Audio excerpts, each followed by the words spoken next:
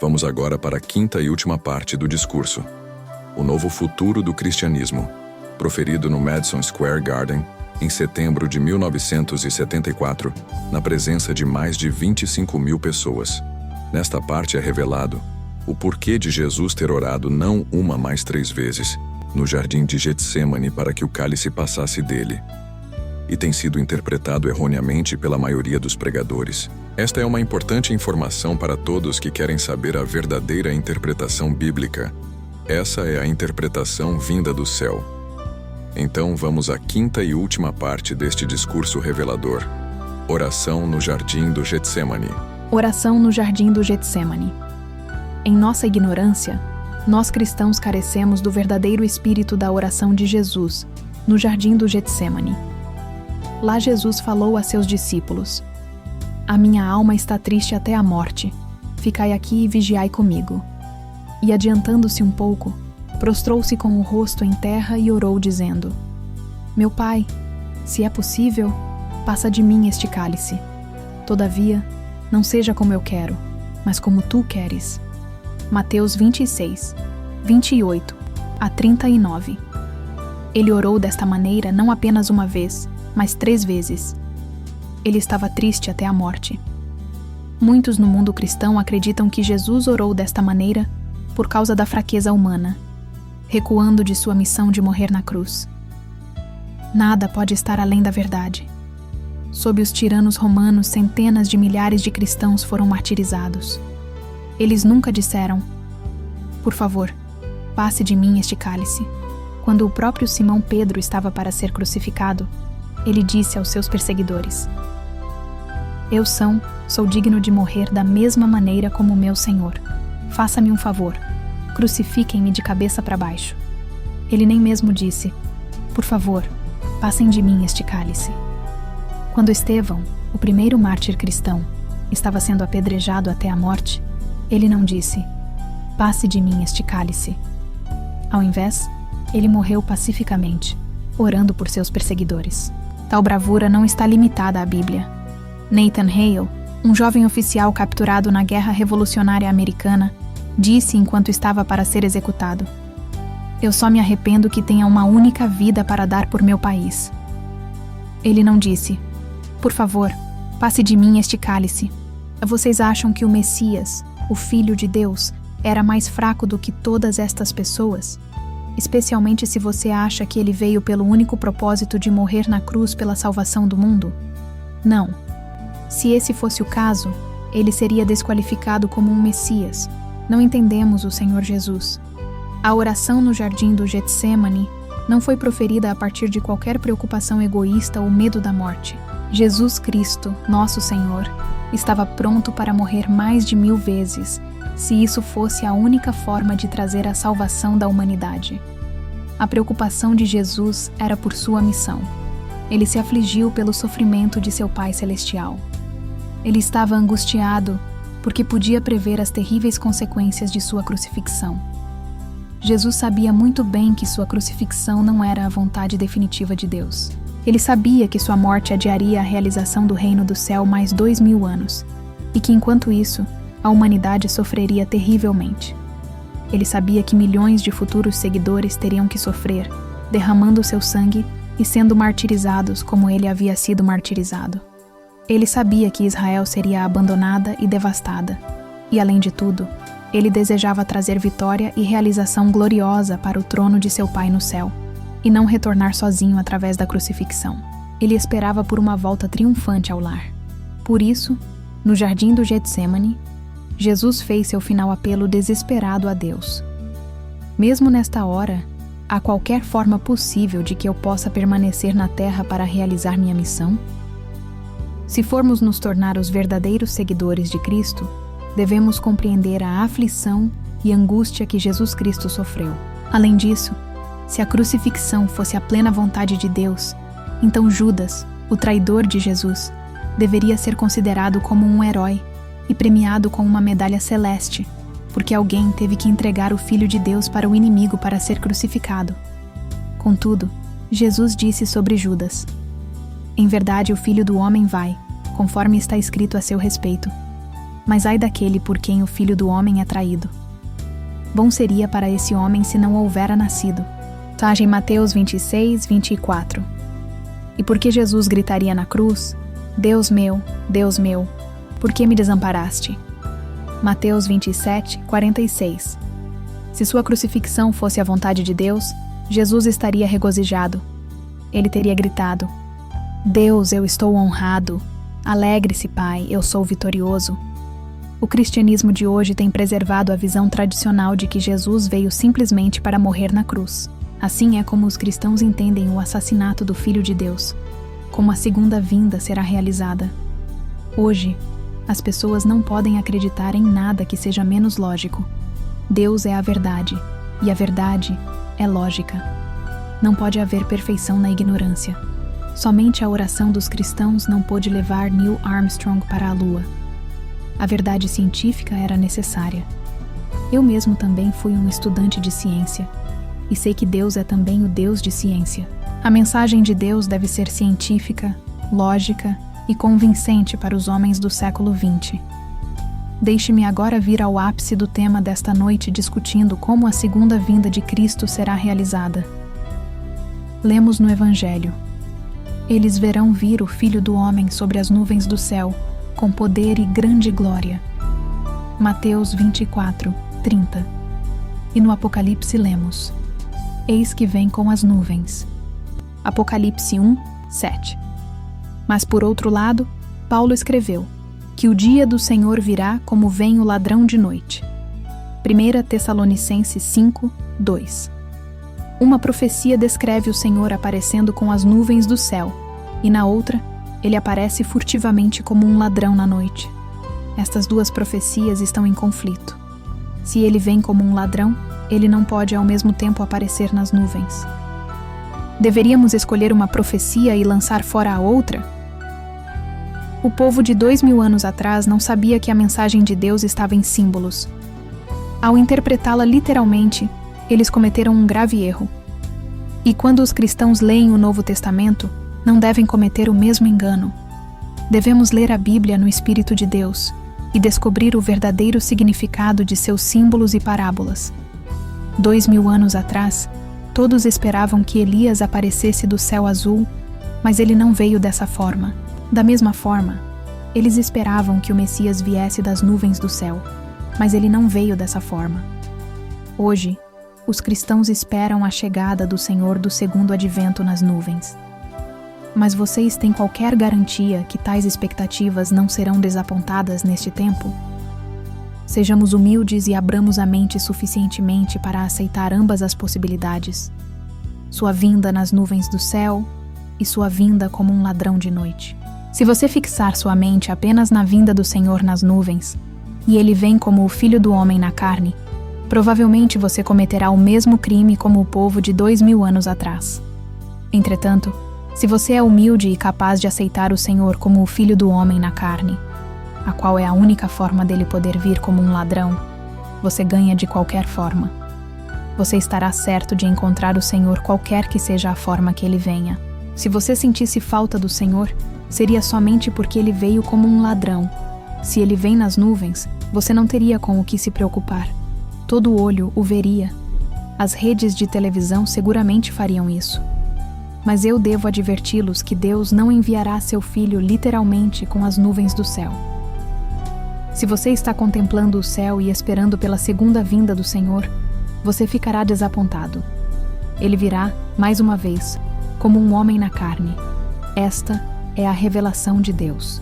Deixem-me testificar isto lendo as significantes profecias da Bíblia. Em Lucas lemos: sendo perguntado pelos fariseus quando o reino de Deus viria, ele, Jesus, respondeu a eles: o reino de Deus não vem com aparência exterior. Lucas 17, 20. Todos poderiam ver as nuvens do céu. Mas Jesus disse que não observaríamos a vinda do reino. O povo viu a vinda do Messias há 2000 anos atrás? Não, eles não viram, porque ele veio como o Filho do Homem na carne. A seguir examinaremos uma extraordinária afirmação de Jesus Cristo. Muitas pessoas perguntam: a Bíblia realmente diz isso? Olhem em Lucas, onde Jesus disse: Mas primeiro é necessário que ele padeça muitas coisas e que seja rejeitado por esta geração. E Lucas 17, 25. Se o Senhor está vindo com as nuvens do céu, em poder e grande glória, com as trombetas dos anjos, quem ousaria rejeitá-lo ou causar-lhe sofrimento? Vocês o fariam? Estas são palavras de Jesus. Ele sofrerá e será rejeitado, porque ele está vindo como o Filho do Homem na carne. Por isso, as pessoas terão um tempo difícil ao reconhecê-lo como o Cristo. As igrejas cristãs e os cristãos devotos estão esperando a vinda do Senhor nas nuvens do céu. Todos eles estão olhando para cima, esperando por sua aparição. Mas se essa expectativa não for verdadeira, e o Senhor aparecer inesperadamente como o Filho do Homem na carne, como Jesus veio a este mundo na primeira vez, então o que ocorrerá? Primeiramente, o povo o rejeitará e causará sofrimento a ele. Não haverá fé na terra. Não haverá aceitação inicial de Cristo. Muitos cristãos pegarão pedras para atirar nele. Muitos cristãos o chamarão de blasfemo, um herege, um homem possuído por demônios. Essas foram as mesmas agressões lançadas contra Jesus há 2000 anos atrás. Em Lucas lemos, como aconteceu nos dias de Noé, assim também será nos dias do Filho do Homem. Comiam, bebiam, casavam-se e davam-se em casamento, até o dia em que Noé entrou na arca, e veio o dilúvio, e os destruiu a todos. Lucas 17, 26, 27. Esta é a descrição dos dias do Filho do Homem, e isto ocorrerá quando o Senhor vem como o Filho do Homem na carne. A vinda de Jesus como um homem anunciará o reino do céu, mas ninguém o atenderá. De fato, as pessoas rirão dele, o ridicularizarão e o perseguirão, e farão todo tipo de mal contra ele. E enquanto isso, o mundo continuará de seu modo habitual, em negócios carnais, comendo, bebendo, casando-se, até o dia em que o Senhor é levantado ao trono de julgamento. Quando o mundo o reconhece como o Senhor do julgamento, será muito tarde. A arca estará fechada. O julgamento já estará próximo. Agora, quero que considerem outra passagem. Digo-vos que depressa lhes fará justiça. Contudo, quando vier o Filho do Homem, porventura achará fé na terra? Lucas 18, 8. Jesus questionou se haveria fé na terra quando Cristo retornasse. Por quê? A história pode se repetir. 2000 anos atrás havia tremenda fé. O povo orava nas sinagogas de manhã, ao meio-dia e à noite.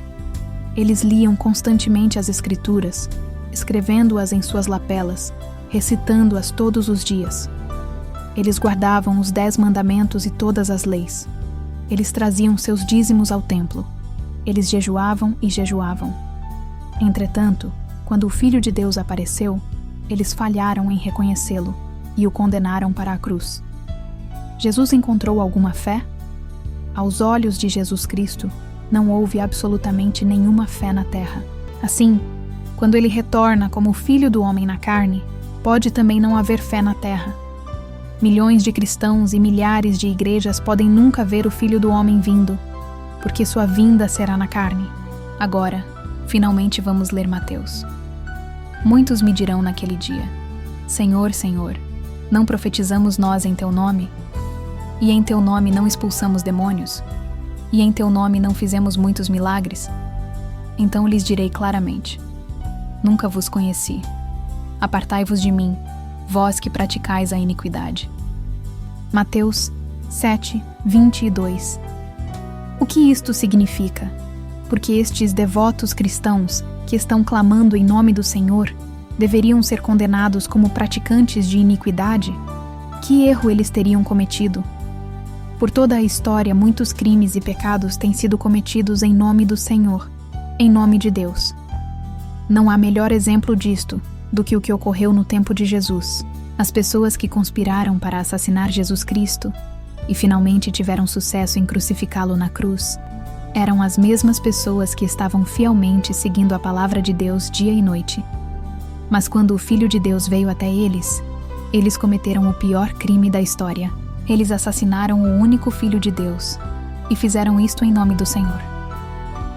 Da mesma forma, Quando Cristo vier novamente até nós como um homem na carne, como podemos estar seguros de que os cristãos de hoje não serão os primeiros a atirarem pedras no Cristo que retorna? Hoje temos a mesma responsabilidade como o povo de 2000 anos atrás. Não importa quão grandiosas sejam nossas obras ou nossas orações. Quando Deus enviar seu Filho, se não o reconhecermos e não nos unirmos com Ele, Ele nos dirá: apartai-vos de mim, vós que praticais a iniquidade. Se é até mesmo verdadeiro que essa história se repete, então os cristãos de hoje poderiam se tornar os piores inimigos do Cristo em seu retorno. Eles podem tentar crucificá-lo novamente em nome do Senhor. Entretanto, embora a rejeição e perseguição inicial possa ser muito severa, Cristo não está retornando para ser crucificado novamente. O Senhor do segundo advento será vitorioso e finalmente será elevado ao trono de julgamento e julgará o mundo como o Senhor do julgamento. Quando ele é elevado ao trono, então todo olho o verá. Estará inegavelmente claro quem é ele. E aqueles que previamente o acusaram e o rejeitaram, lamentarão e se arrependerão por causa do mal que tenham feito a ele. Mas será muito tarde.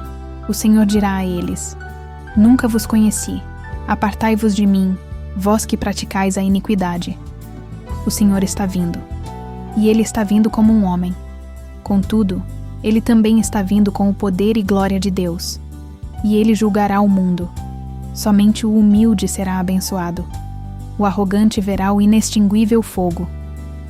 Significado das nuvens do céu. Então, qual é o verdadeiro significado das nuvens do céu? Vamos novamente lembrar que a Bíblia está escrita em símbolos. Jesus disse: eu sou a vinha, vocês são os galhos. É claro, esta é uma expressão simbólica. Da mesma forma, as nuvens do céu têm um significado espiritual, não um significado físico. Por exemplo, lemos no Apocalipse: as águas que viste, onde se assenta a prostituta, são povos, multidões, nações e línguas. Apocalipse 17:15.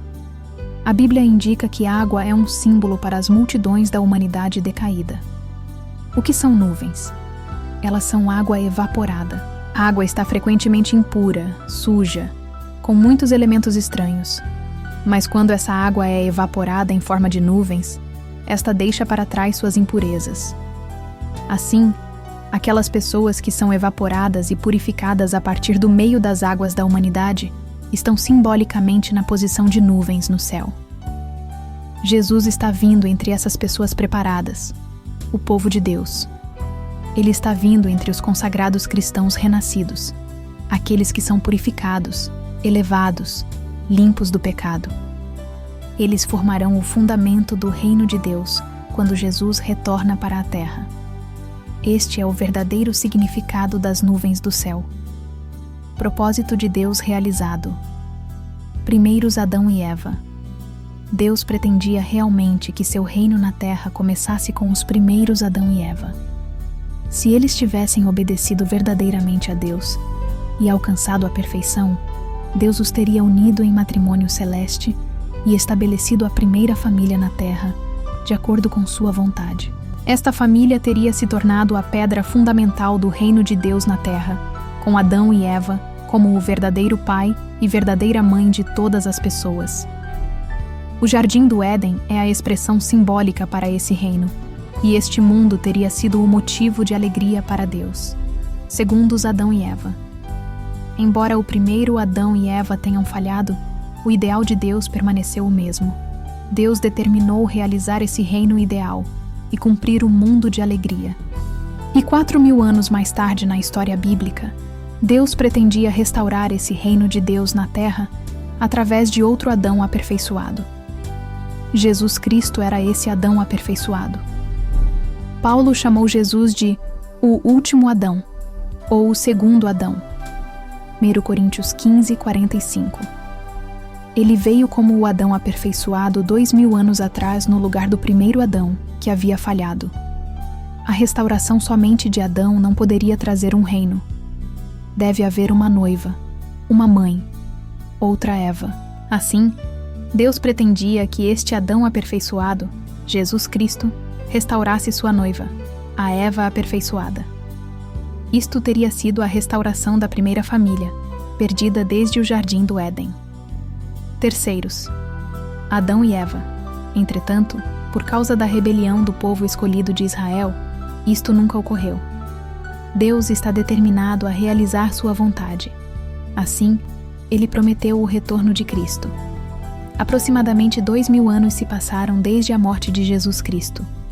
E agora, novamente, Deus está pronto para enviar seu Filho, na posição do terceiro Adão. Através de toda a história, Deus sempre esteve cumprindo seu objetivo em sua terceira tentativa. É verdade que o número 3 é o número de perfeição. Desta vez, Deus definitivamente realizará seu antigo ideal, abençoando os aperfeiçoados Adão e Eva em matrimônio sagrado, estabelecendo assim o fundamento do reino de Deus na terra. Esta condição final está profetizada no livro do Apocalipse como o banquete das bodas do Cordeiro. E o Senhor do segundo advento é esse Cordeiro, esse Adão aperfeiçoado. O Senhor está vindo como o Adão aperfeiçoado e ele restaurará a Eva aperfeiçoada. Então eles serão arrebatados como os primeiros verdadeiros pais da humanidade.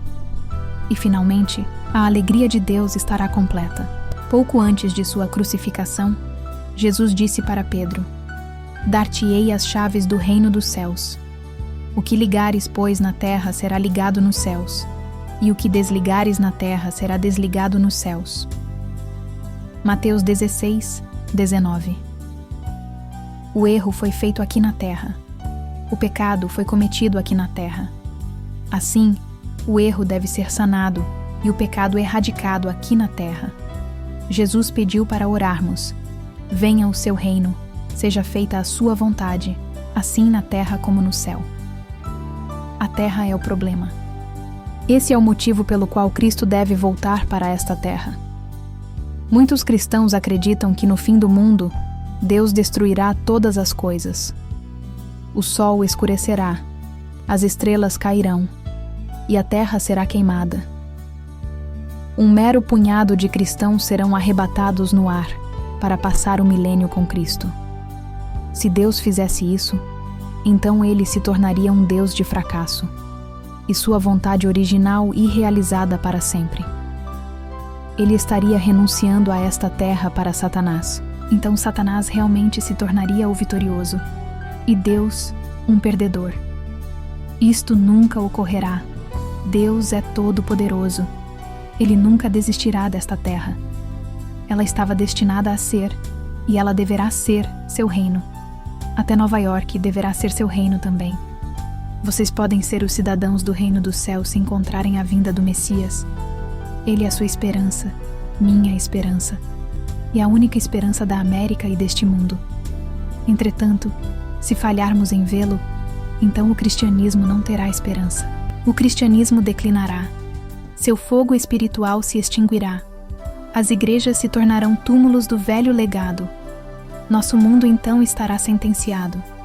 Senhoras e senhores, eu vim aqui ao Madison Square Garden esta noite, em obediência ao comando de Deus.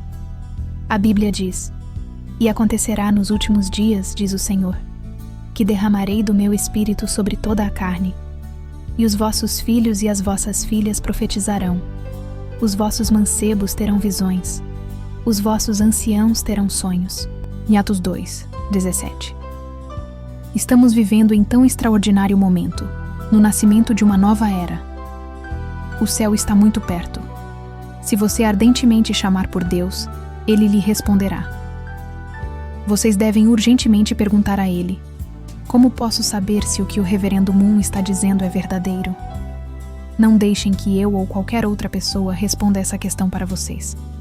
Deixe que Deus lhes responda diretamente. Assim, sigam em paz e, por favor, perguntem para Deus ansiosa e sinceramente. Se coloquem diante de Deus em oração. Deus revelará a resposta para vocês. A nova esperança para a humanidade é o Messias. E esse grande e terrível dia do Senhor está próximo.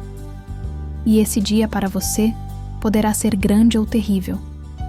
Se você encontrar o Messias, para você esse dia será grande. Mas se você falhar em encontrá-lo, então, para você, esse dia será terrível. Deus os abençoe. Obrigado por sua atenção. Então, depois de escutar este discurso, o novo futuro do cristianismo, em 5 partes, se convenceu que Jesus não veio morrer na cruz? E se não argumente comigo, gostaria de saber sua opinião. No próximo vídeo, mostrarei outro discurso espetacular, onde com certeza esclarece o porquê os Estados Unidos é a maior potência mundial, analisada do ponto de vista divino e providencial. Gostou do vídeo? Deixe um like ou um não gostei. E não se esqueça de inscrever-se para não perder o próximo vídeo. Comente ou pergunte. Ficarei feliz em responder.